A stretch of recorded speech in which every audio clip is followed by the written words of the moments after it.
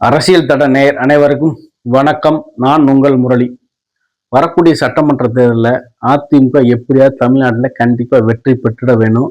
அதற்கு வரக்கூடிய சட்டமன்றத்தில் மக்களுக்கு தொடர்புடைய நிறைய வாக்குறுதிகள் நிறைய போய் மக்கள்கிட்ட கொண்டு போய் சேர்க்கணும். அடிப்படை தேவைகள், மக்கள் பிரச்சனை சார்ந்த விஷயங்களை வாக்குறுதியாக கொண்டு போய் சேர்க்கும் பட்சத்தில் நமக்கு இந்த முறை எளிமையான வெற்றி கிடைக்கும் என்று எடப்பாடி ஒரு நல்ல பிளான் போட்டிருக்காங்க. இந்த பிளானின் அடிப்படையில் பார்த்தீங்கன்னா தமிழ்நாடு ஃபுல்லாக ஒரு 10 பேர் கொண்ட குழு அமைத்து இந்த 10 பேர் தமிழ்நாடு ஃபுல்லாக பரவலாக எல்லா மாவட்டம் எல்லா இடங்களுக்கும் சென்று அந்த தொகுதியில் என்ன பிரச்சனை, அந்த மாவட்டத்தில் என்ன பிரச்சனை, அந்த ஒன்றியத்தில் என்ன பிரச்சனை, எல்லா மக்கள் அதிகமாக சொல்லக்கூடிய பிரச்சனையை ஒரு வாக்குறுதியை ரெடி பண்ணி மாவட்ட வாரியாக மண்டல வாரியாக தமிழ்நாடு முழுவதும் அந்த வாக்குறுதியை ரெடி பண்ணி அதில் முக்கியமான சூஸ் பண்ணி பெண்களுக்கு, இளைஞர்களுக்கு, பாமர மக்களுக்கு என்ன வகையில் பிரச்சனை இருக்குது, அதை எப்படி தீர்க்கலாம், அதை மக்களை எப்படி கொண்டு போய் சேர்த்து வரக்கூடிய சட்டமன்ற தேர்தலில் வாக்குறுதிகள் மூலம் அதிகமான வாக்களை எப்படி உள்வாங்கி மக்களிடம் பெறுவது என்று அதிமுக பக்காவாக பிளான் பண்ணி இறங்கியிருக்கு. ஆனால் அதில் ஒரு பெரிய ட்விஸ்ட்டு, இவங்க தமிழ்நாடு ஃபுல்லாக சுற்றி ஒரு சர்வே எடுத்திருக்காங்க. அந்த சர்வேல மக்கள் அதிகமாக சொல்லக்கூடிய ஒரே விஷயம், தமிழ்நாட்டுக்கு டாஸ்மார்க் வேண்டாம் அப்படின்னு எல்லா பேரும் தொடர்ச்சியாக எல்லா பேருமே இதை சொல்லியிருக்காங்க. ஏன்னா யார் இந்த முறை ஆட்சி அமைக்க வேண்டும் என்றாலும் டாஸ்மார்க் தமிழ்நாட்டில் இருக்கக்கூடாது. இதனால அதிகமான பெண்கள் பாதிக்கப்படுறாங்க. அதனால நிறைய தவறுகள் தொடர்ச்சியா இளைஞர் முதல் முதியோர் வரை அனைவரும் மதுவால சீரழிஞ்சு தமிழ்நாடு சின்ன பின்னமா கிடக்கு. இன்னைக்கு தமிழ்நாட்டில் அதிகமான விதவைகள் இருக்கிற காரணமே, இந்த இறப்பு காரணமே இந்த மதுதான். இந்த விபத்தா இருந்தாலும் பிரச்சனையா இருந்தாலும் கொள்ளைகள், கருப்பளிப்பு தொடர்ச்சியா நடக்கக்கூடிய எல்லா தவறுகளுக்கு ஆரம்ப புள்ளியாக இருப்பது இந்த மது. அதனால வரக்கூடிய சட்டமன்ற தேர்தலில் பூரண மதுவிலக்கு யார் கொண்டு வராங்களோ அவங்களுக்கு தான் எங்களோட ஆதரவு பெண்கள் அதிகமாக சொல்லக்கூடியதாக பேசப்பட்டது. அதை நம்ம தேர்தல் வாக்குறுதியாக கொண்டு வரும் பட்சத்தில் நமக்கு அதிகமான தொகுதியில் வெற்றி கிட வாய்ப்பு இருக்குது. நம்ம தமிழ்நாட்டில் மீண்டும் ஆட்சி அமைக்க ரொம்ப அதிக வாய்ப்பு இருக்குன்ற அந்த குழு சொல்றாங்க. அதுக்கு சீனியர் அமைச்சர்கள் சில பேர் என்ன சொல்றாங்க, இல்ல அதை பூர்ண மதுவிலக்கு கொண்டு வந்துடலாம், ஆனா அது கடந்து வந்த பாதை நம்ம யோசிக்கணும். 2014 திமுக நாங்கள் ஆட்சி அமைத்தால் பூரண மதுவிலக்கு கொண்டு வரணும் தேர்தல் அறிக்கை கொடுத்தாங்க.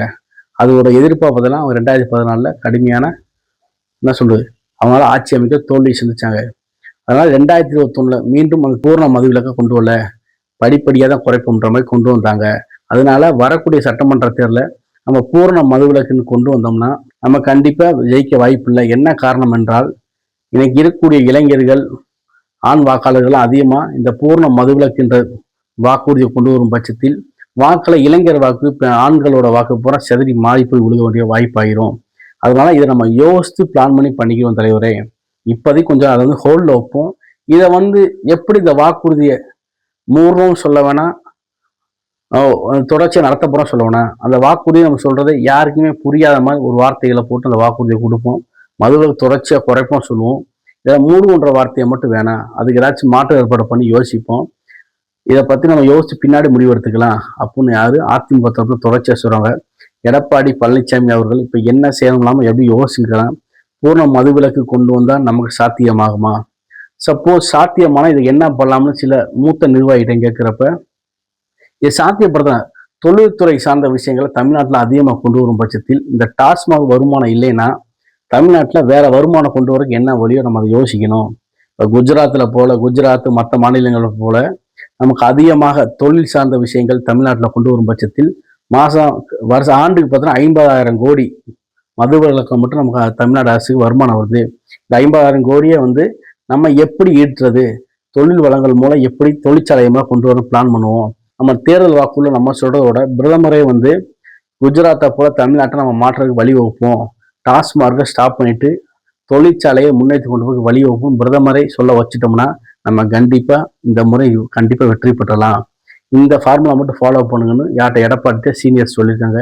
எடப்பாடி ரொம்ப யோசிக்கிறது, இதை எப்படி பிரதமர்கிட்ட கொண்டு போய் சொல்ல வைக்கிறது. இந்த டாஸ்மார்க் மூலம் டாஸ்மார்க் ஊழியல் எதிர்ப்பு வரும், இப்படின்னு பல்வேறு கோணங்களை யோசிக்க எடப்பாடி தொடங்கிட்டார்.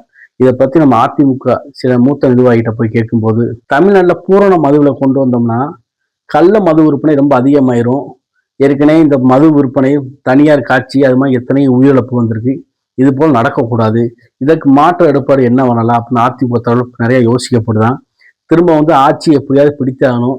இப்போ பூர்ண மதுவிலக்கு கொண்டு வந்தால் ஆண்கள் ஓட்டு போயிடும், மதுவிலக்கு சம்பந்தமாக எந்த வாக்குறுதி கொடுக்காட்டி பெண்களோட ஓட்டு போயிடும். இப்ப என்ன செய்யணும் தெரியாம எடப்பாடி சென்ற உட்காந்து யோசிக்கிறான்.